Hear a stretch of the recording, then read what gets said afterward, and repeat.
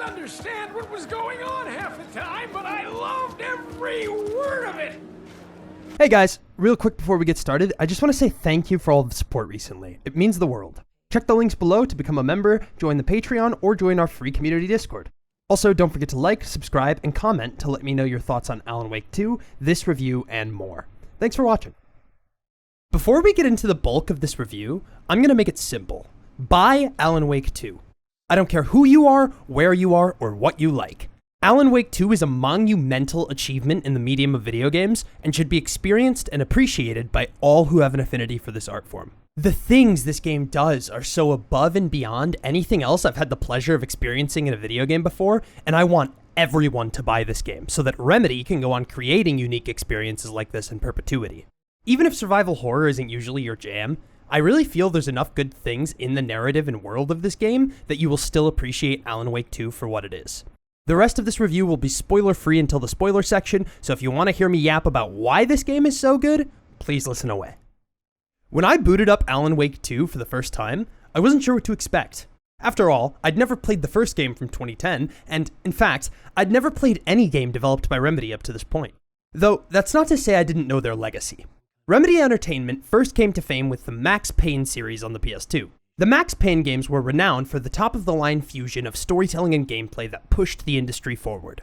Then, after Max Payne 2, Remedy decided to move on to develop a game in partnership with Microsoft titled Alan Wake. Alan Wake is one of those games that made ripples through the industry upon its release.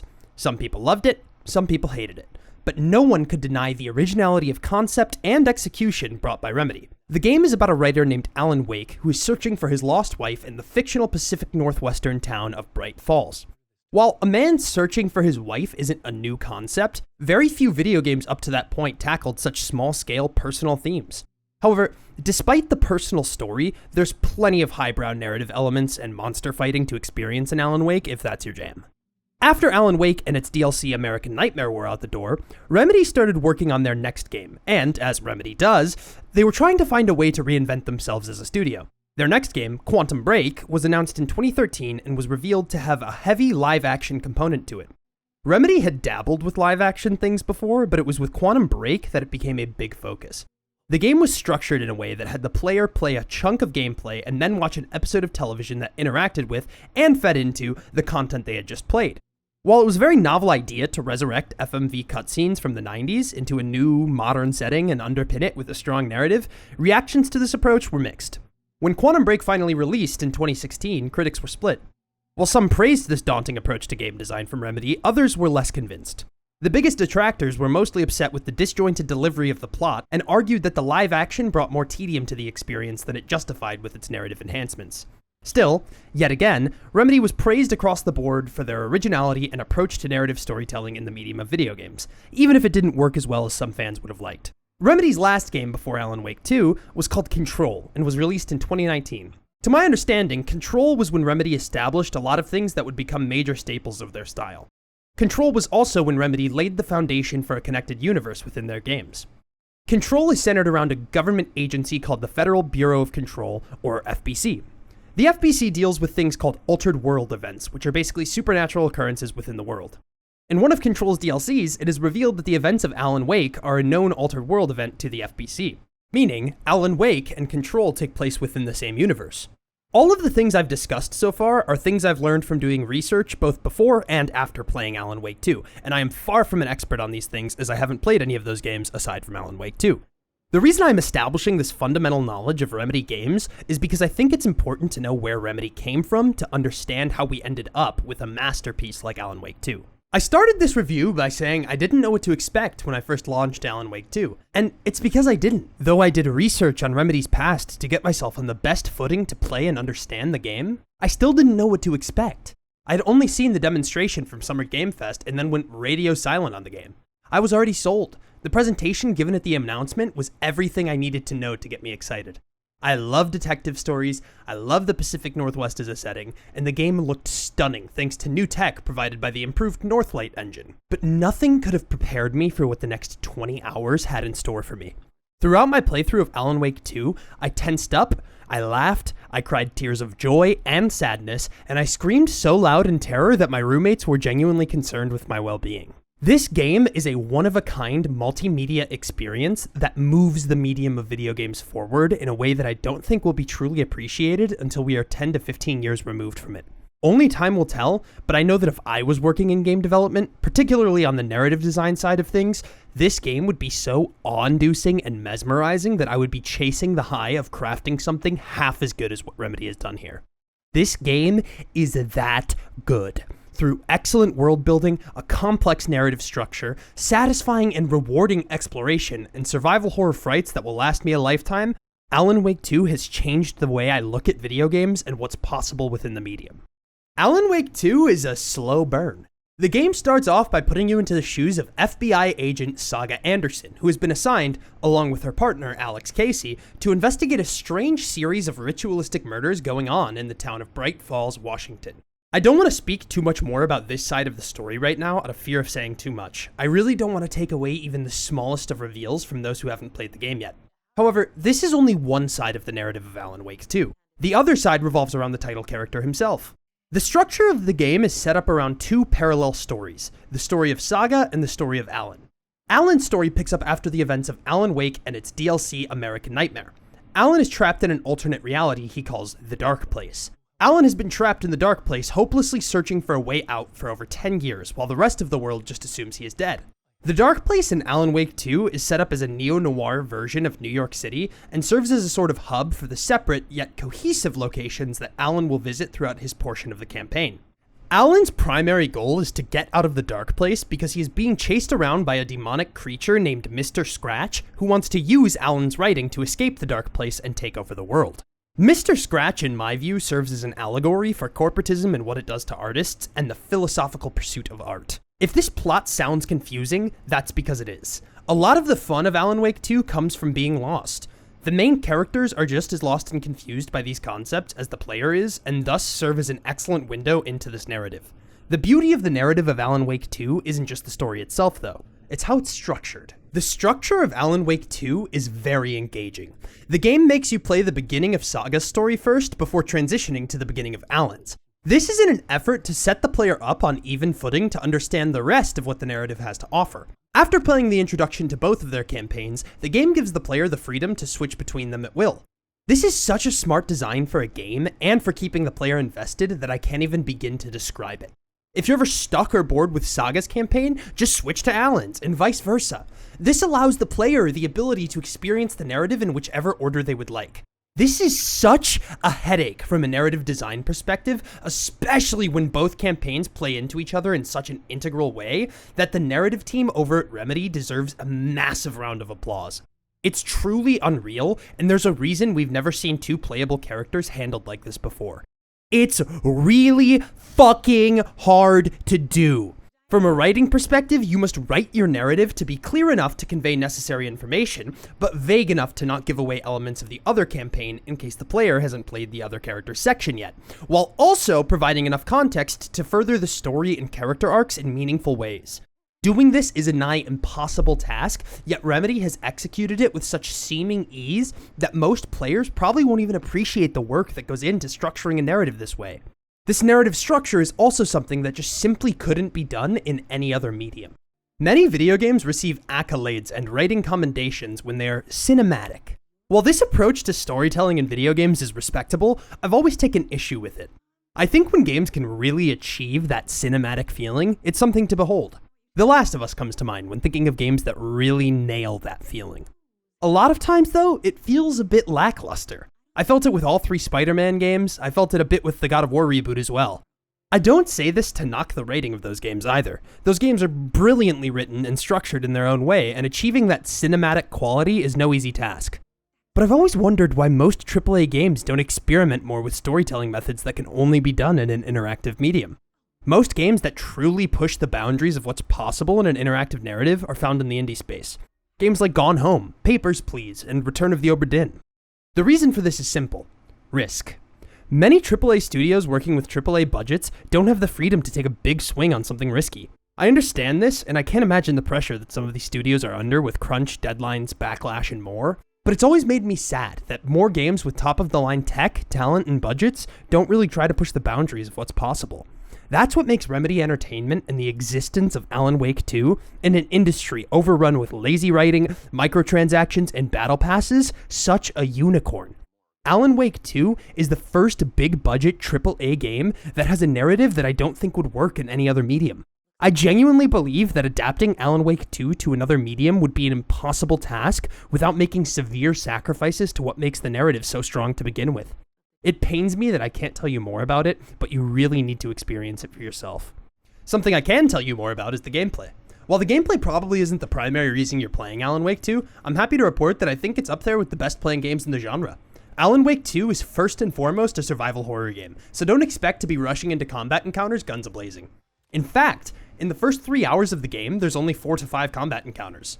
A lot of the game is just roaming environments looking for clues to help you solve the case. While I could see some players getting bored of this quickly, the world around you is so interesting that it begs to be explored.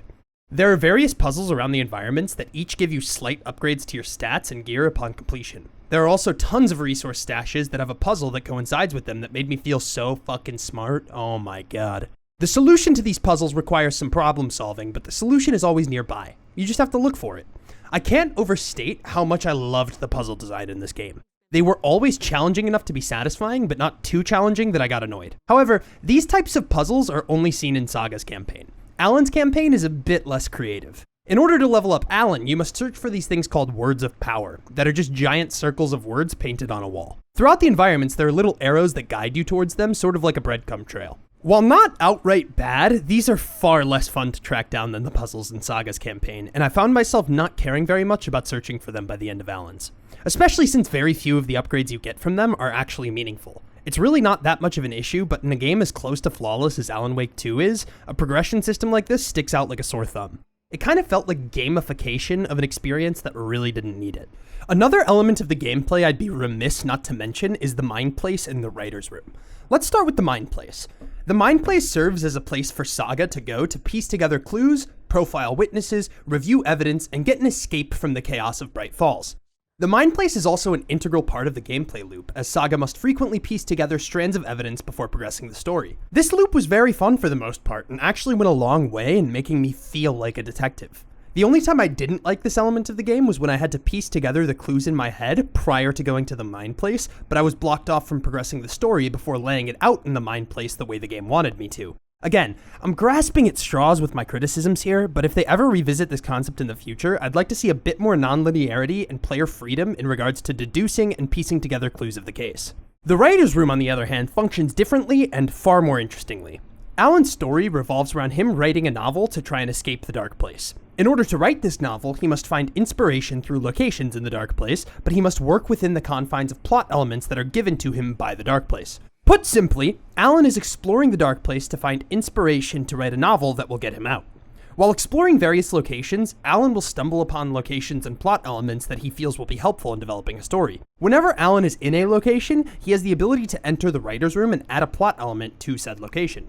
When Alan adds a plot element, the entire location warps into something else in an instant. It's astounding how fast this game loads new environments in and out. This is such a next-gen feature. If this was attempted on a last-generation console, there would be at least a 10-second loading screen in between location changes, and it would completely fuck up the pacing of the experience. This just simply wouldn't have been possible on a PS4 or Xbox One. Another thing that wouldn't have been possible on the PS4 or Xbox One is the entirety of the visual feature set of Alan Wake 2. This is far and away the best looking video game I've ever played in my life in terms of photorealism. I am always a proponent of art direction over realism though. I'll take a well-directed artistic vision over a disjointed mess that looks more photorealistic. For what it's worth, I think the greatest looking game I've ever played is Persona 5. However, Alan Wake 2 has both top-of-the-line art direction and best-in-class graphical fidelity that leads to an experience that is unbelievably mesmerizing to look at. My jaw literally dropped at many points due to the sheer graphical fidelity of the world. The way the sun sets over the forest, the green of the trees, the brown of the dirt, the neon signs of New York, everything is executed with such masterful precision. The greatest compliment I can give the game is that I played on a PS5, and the game features both a performance and fidelity preset, and it defaults to fidelity. The game looked so good on fidelity that I never even wanted to change it. I was willing to sacrifice buttery smooth performance for the level of graphical prowess that Remedy put on display, and I never do that. If there's a performance option, 90% of the time I'm putting it on, but Alan Wake 2 looks so good that I never wanted to. Despite the beauty inherent to the presentation of Alan Wake 2, not everything is perfect on the technical side. Over the course of my 20 hours with the game, I experienced a few very bad technical bugs that really sullied the deep immersion provided by the game. By far the biggest problem were the audio bugs. I had a whole gamut of weird audio bugs. At one point, the audio was delayed by 4 to 5 seconds, so all the audio was out of sync. I also had a bug where very loud, suspenseful, annoying violin fills would keep playing no matter what I did. It was clearly supposed to be just a quick audio cue, but it kept going until I relaunched the game entirely. None of it was game-breaking or destructive, but it just reminded me that I was playing a video game. Aside from audio bugs, I also had some weird bugs toward the end of the game, like this one where I just fell through an environment and had to reload a prior save. This was the only game-breaking bug I had that required me to reload a save. Bugs like these are always a shame, but even more so when a game is this good at achieving what it wants to do. When the immersive element of a game is this strong, a bug like any of the ones I described can just totally kill that feeling, and it's such a shame, man. The last thing I want to do before I get into the spoiler portion of this review is tell you a story. A story about my girlfriend. Yes, it's true, gamers. I'm one of the lucky few that has found one that accepts me and my chronic gaming addiction for who we are. Video games are not a major part of my girlfriend's life. She has countless hours in The Sims 4, but aside from that, video games are not her thing, and she's not a gamer. I've played games in front of her before over the past few months we've been dating. I played Spider-Man 2 in front of her, Starfield, Cassette Beasts, Persona 5, basically any game I thought there was even the smallest chance she'd be into. I tried to expose her to it in order to give her a window into my side of life. None of it really worked though. She was perfectly happy to give me time of day, play them with me, and entertain me trying to expose her to my hobby, but I could tell she wasn't really vibing with any of them. That was until I started playing Alan Wake 2 with her. Whenever I played Alan Wake 2 when she was around, she was completely enthralled, and she doesn't like horror or video games very much. She got almost as wrapped up in the story as I did, Googling plot threads, helping me solve puzzles, and breaking down the intricacies of the symbolism in the story with me. She absolutely loved it. One night we were laying down at 2:30 a.m. about to go to sleep, and I said, I kinda wanna play Alan Wake 2 right now. She replied, do it, I kinda do too, and gave me a look that I can only describe as the real-world manifestation of the 2 eyes emoji. Having her get this into a game is something I never expected, especially not from this game, but that serves as a testament to just how good Alan Wake 2 really is. I really believe the narrative of this game is so strong that it's one of those games that can bridge the gap between gamers and non-gamers and be an experience that all can and should enjoy. Now, I'm gonna get into spoilers. So if you haven't played Alan Wake 2 yet, please, just please go play it and return when you're done. You can thank me later. Alright, now that the fucking losers are gone, let's talk about the fun stuff, yeah? There's a lot to the story of Alan Wake 2, and any of you that are still listening probably already know that. Trying to recant the plot is a fool's errand. I don't think Sam Lake himself could give a recollection of the plot that properly surmises the entirety of the game in less than an hour. So, rather than doing a play-by-play of the story, I'm just going to talk about the things in the plot that really worked for me, which is most of it. First, given the context of the ending, the opening of the game is fucking masterful. Having a story open with a line of dialogue that gives away how the story must end is beautiful writing. The direct quote from Alan is this: "In a horror story, there are only victims and monsters. The trick is to not end up as either. But trapped by the genre, we are all ripped to pieces along the way." This is such a beautiful introduction to the narrative of the game that it's honestly hard to even qualify why it's so good. But I'll do my best. Opening a narrative with a line like this is very much a proverbial wink at the camera, nudging the audience to imagine what's to come. Also, opening a narrative with describing the core tenets of the genre in which the narrative exists also sets an expectation for the audience to take with them for the next 20 hours. Then, over the course of the next 20 hours, we the audience are shown that Alan is a completely unreliable narrator, as practically everything he has said will happen is twisted in some fashion, along with the fact that he doesn't remember anything that happened to him in the Dark Place. Because of this, by the time the game begins to wrap up, the audience has the expectation that Alan is going to be wrong yet again, and we are in for yet another subversion of expectation from Remedy. Yet, because Remedy knows the expectations have now changed, they subvert our expectations again by having the story play out the way Alan said it would at the beginning. The ending, though ambiguous, clearly leaves all of our main characters in victimized or monstrous positions. Casey, having been taken over by Scratch, serves as our victim. Alan, after the Scratch body swap, now serves as our monster, leaving Saga as our only question mark. This is clearly intentional on the side of Remedy, as the last audio cue we hear before the credits roll is the phone ringing as Saga calls her daughter to see if the plan to defeat Scratch and return the world to normal had worked. Remedy leaves us in a position to interpret the story as we will. Do we really believe Alan when over the course of the story he has proven himself to be nothing but unreliable? Or do we believe that Saga was able to change the story and thus break the conventions of the genre by saving her family and not paying any personal price for the events that transpired? This narrative is so layered and so deep and begs to be engaged with on an academic level.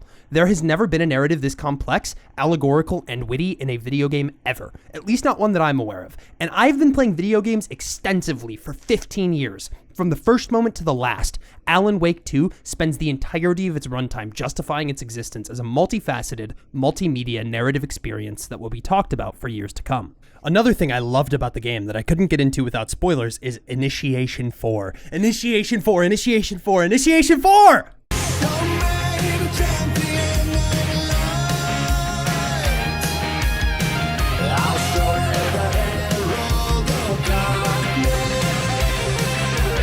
In my Spider-Man 2 review, I said that the game had some of my favorite gaming moments of the year. Initiation 4, We Sing from Alan Wake 2, has already made it into the pantheon of my favorite gaming moments of all time. It's up there with leaving the Great Plateau in Breath of the Wild, my first time beating Ornstein and Smo, Resident Evil 7's Baker House dinner, and getting my first ace in Valorant. I need to provide some context though before I get into why this chapter is so special to me. Currently, I am 20 years old and working my way through a BA program in musical theater. I have loved musicals my whole life. I think it's such an underappreciated and underrepresented art form in the modern landscape. To me, nothing can match the emotion of a piece of art that fuses musical and narrative elements into a cohesive and satisfying end product.